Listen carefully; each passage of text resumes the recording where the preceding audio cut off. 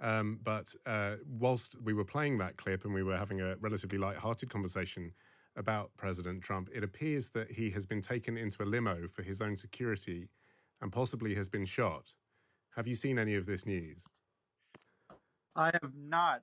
That is shocking. If that's true, I'm just looking up the news. The But yeah, that is wild, and very serious and concerning. Yeah, I'm just obviously we have TV screens here in the studio, and I'm just looking at the footage as it's being replayed now. And yes, it appears that a gunshot goes off. I'm watching with the sound down, but a gunshot goes off. The crowd all duck. The president ducks behind the lectern. Screaming can be heard. You see security come into place carrying their machine guns, and the president does not get back up again. That is, we're all, praying that nothing bad happened. But I think there's lots of security at these types of situations, at these types of rallies, and so if there was injuries, then clearly there was a major security breach, since there's usually magnetometers. Okay, so I'm just sorry to interrupt. I didn't want to leave that hanging there for our audience. Like I say, I'm seeing this clip as I'm audio describing it to you now. Trump is then brought up to his feet. He's clearly, obviously, very discombobulated by what's happening, but he does make a gesture at the audience to suggest that he's okay. But he is then carried off by what looks like his security detail through the crowd. I mean, it's interesting, isn't it? You were saying about how there's obviously a lot of security around at events like this, but there doesn't appear to be an exit route for him that doesn't go through the crowd where it appears someone's just shot at him. Yeah, they usually plan these things out where there's a exit route. This would be a very serious security breach by the Secret Service. That this would even be, someone must have snuck a gun in through those security magnetometers. But I think we're all looking at what is happening and assessing. If he got up, then that's a good sign. But it's all too early. He got up. He's still gesturing at the crowd as he's put into that limo and driven away. Obviously, we're going to move into bringing you this as breaking news now throughout the evening, because it's a very significant event. Assuming that his health is okay, Daniel, obviously he's going to be shaken up after an event like that. But assuming that his health is okay and he recovers from this, what do you think it means that at a rally like this, something like that can happen? What kind of security is there in place to stop it happening? So there's, I don't know how many exact agents, but there's usually a dozen plus agents who are protecting him. And since he's a former president, he has less security than a sitting president, much less.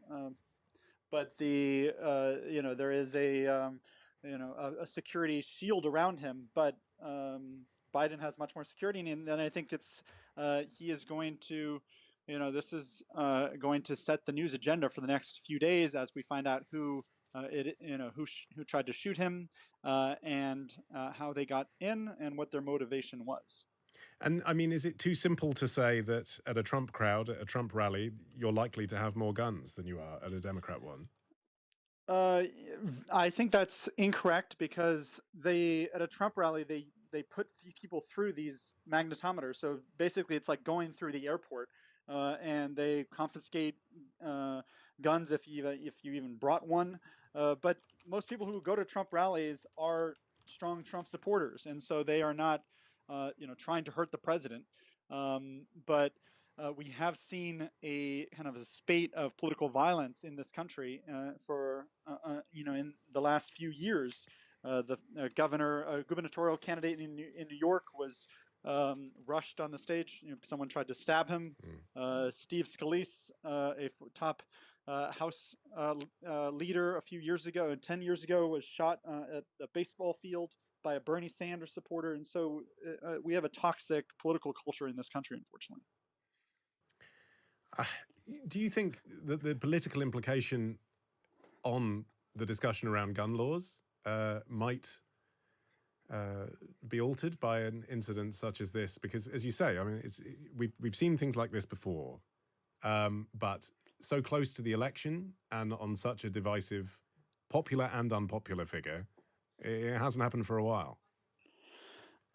Yeah, they always have these discussions tend to kick up every time we have something like this, but Republicans are usually against tightening up gun laws, and so Trump he signed a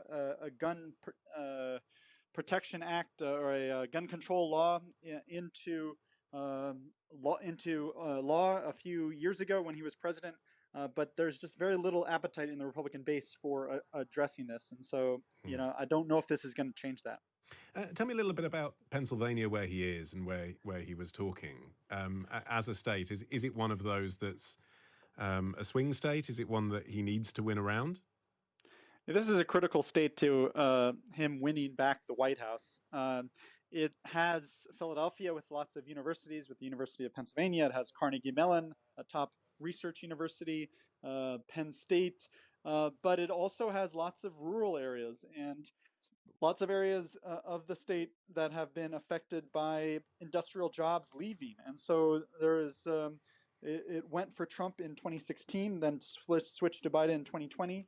And so it's one of those critical states. There's a top Senate race going on there as well, which could shift control of the U.S. Senate from Democrats to Republicans if the Republican wins in November. And so it's a classic bellwether state, and has lots of different types of people who live there. And if you've just joined us, we're just reacting to the news that President Trump appears to have been shot at a rally. He has been taken away, and he appears to be gesturing at the crowd, and he is walking, but he's being carried away. Daniel Lippman is with me from Politico. Just briefly and finally, Daniel, because I'm sure now you're going to have a lot to report on and a lot to do. I can hear you being adrenalized as we're talking. But what is the procedure when something like this happens? And also, what do you expect President Biden might say? Well, I'm sure President Biden is going to, as long as Trump is okay from what happened, he is going to say he's glad that his opponent is safe. He doesn't want any violence against him, and they're going to redouble security. And now the Republican convention in Milwaukee, starting on Monday, is going to be even tighter security to make sure that this type of thing does not happen. I think that they usually they rush whoever is targeted out of the area as quickly as possible. If anyone is injured, they're being taken to the hospital, of course. But it's all just the emergency protocols start to kick in. Yes. Daniel, I'm going to let you go because, like I said, I'm aware you have so much work to do. I appreciate your time. Daniel Lippman there, Washington, D.C. reporter at Politico. He came on to talk to me about Donald Trump, who's holding a rally today in Pennsylvania. And whilst we were on air, there were sounds of apparent gunshots, and President Trump was carried away by security agents into a limo.